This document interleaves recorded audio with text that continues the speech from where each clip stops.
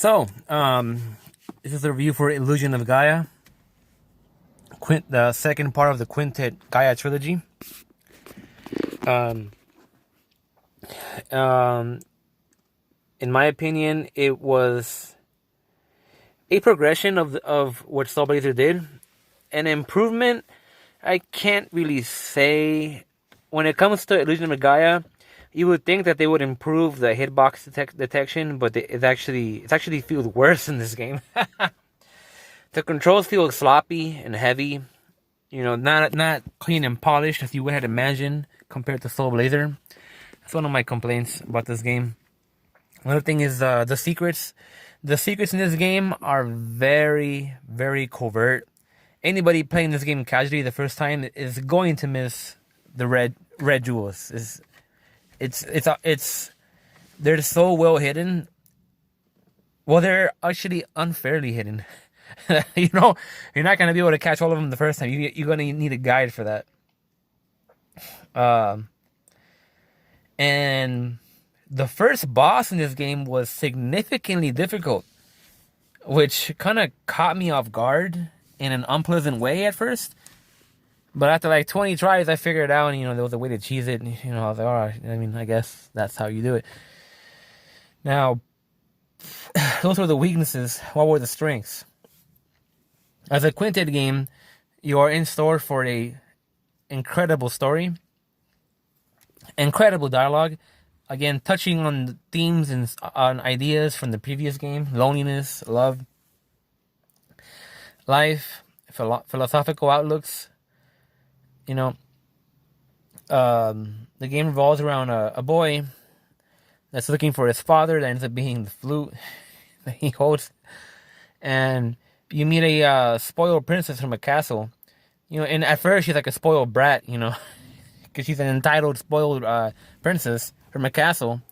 But as the game progresses, she begins to learn firsthand what kind of life the poor people live on, and she gets stuck in some, very ghastly, death-like situations where she gets a very, very harsh reality check, and she doesn't panic or freak out of her spoiled lifestyle and comfort that she's had her whole life.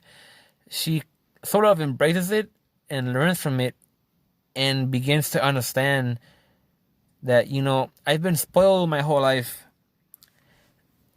but it turns out there are people that have it really, really hard, and she's like, I was very ignorant to that, but now I'm beginning to understand because it's happened to me.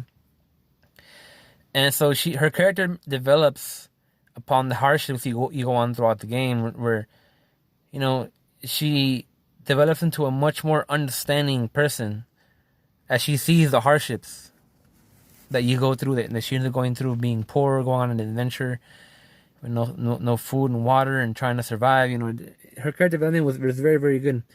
And then, so the story begins with you using the guy, and you have friends that you travel along with too. You meet them along the way.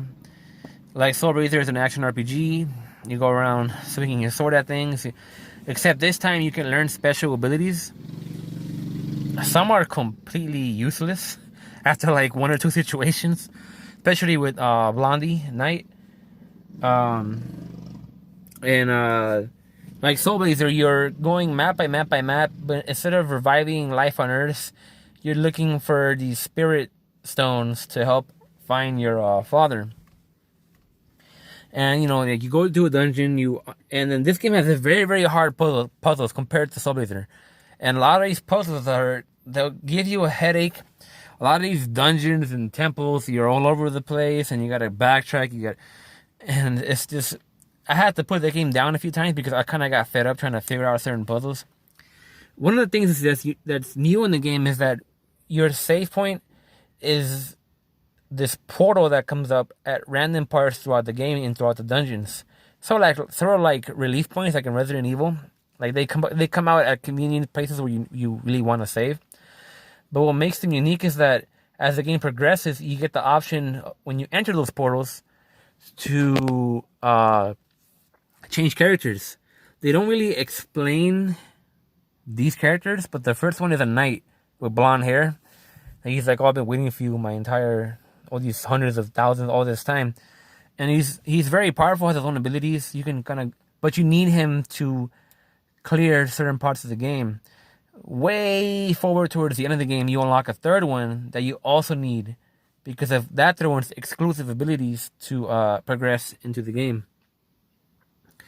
The boss fights were nightmarish for the most part, significantly more difficult than Soul Blazer.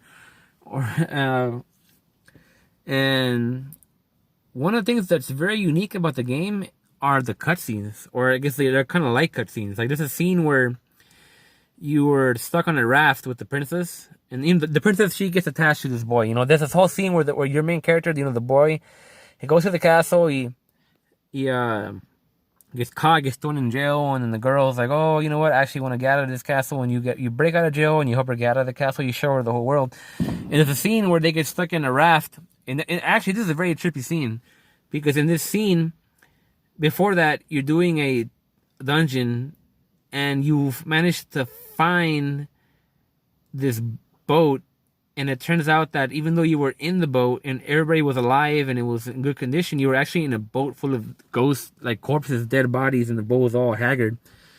And your friends somehow find you, and you get in this giant fish animal or whatever it was, rams the boat and knocks you all off. So you end up on the raft with the girl, and you end up you get put in this scene where you're stuck on a raft with this girl for like 21 days or so.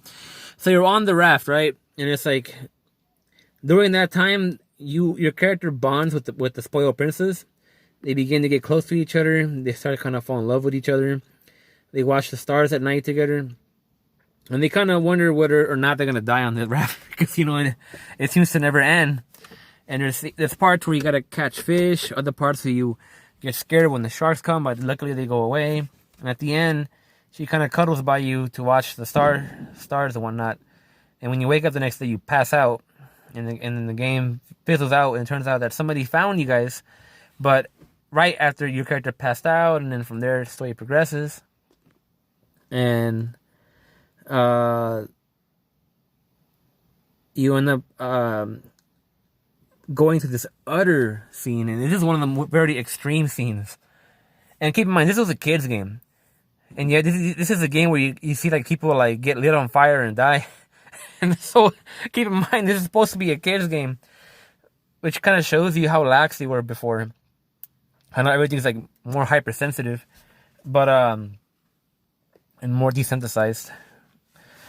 But after that, there's a scene where you and your crew get caught, find an empty village, and there's like corpses and stuff, and you're like, what happened in the village? And you guys go to sleep in one of the cabins or houses, and it turns out that people do live there, and they come back and they muggle you, they tie you guys all up, and then when you come to in the game, they're about to cook you guys and eat you, because it turns out there's no food.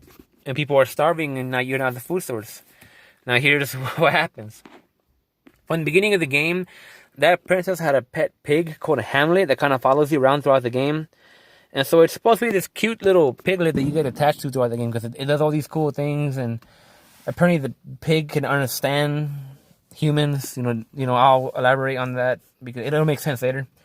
And so throughout the game, this pig, it kind of becomes one of the characters that it's along your travels. And so when your team gets tied up and about to get eaten, the pig goes up to the princess, and the princess is like, why are you looking at me like that? Why are you looking at me as if we're going to be separated? And the pig runs into the fire and, burns itself alive. And you're just like, whoa, like when I saw that, it shook me. I was like, whoa, what the hell? No, I was like, no, Hamlet. And it was a sacrifice so that the villagers will let you guys go in exchange for them to eat the crunchy bacon. And it turns out that Will, or the main character, the guy that you play, his mom was possessing that pig, which doesn't really make sense because it kind of happened out of nowhere. But that was, that was the story involving the pig, and that was a very emotional scene. And so we get towards the end of the game, but it does kind of break away from Soul Blazer, where It's like, not every dungeon in the game was, you know how you expect in the game it's dungeon boss, dungeon boss, dungeon boss. That's how a lot of games are. They follow that same kind of recipe. This game doesn't. There's a temple later on where you don't fight a boss. You just get to the very end of it, and it's like a cutscene and some weird flashback where you see like a futuristic city. Because this game takes place in the old times, and it does kind of merge with like the modern times at some point, but it's kind of it's squint that, so they got some really weird surreal ideas going on. Anyhow, towards the end of the game, you get all the stones. You have to refight all the bosses again, Mega Man X style, and you end up getting to the final boss, which happens to be a comet, that's hurtling towards the Earth. And so you beat the comet. Your dad and mom show up as spirits saying, "Oh, hey, you did it. Sorry, for all this." And then they tell you that you're going to be, so this is the end of the game, by the way. So you beat the game. It's just you and the princess. And your parents like, okay, so you beat the comet. You went out to outer space. You beat the comet. But you two are going to have to go back down to Earth, to a different Earth. Because during that time, something happened to the Earth where it progressed technologically to kind of like where we're at now, where there's like cities like Tokyo and whatnot.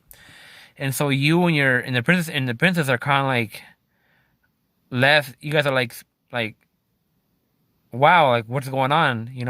We're not from that time period. You guys kind of like accelerated the development of the world in a way. And they tell you guys that you guys are going to have to go back down there, but you're going to have to go down there as a reincarnated different life form, and you won't have the same memories. So we're kind of going back to what Soul Blazer ended like.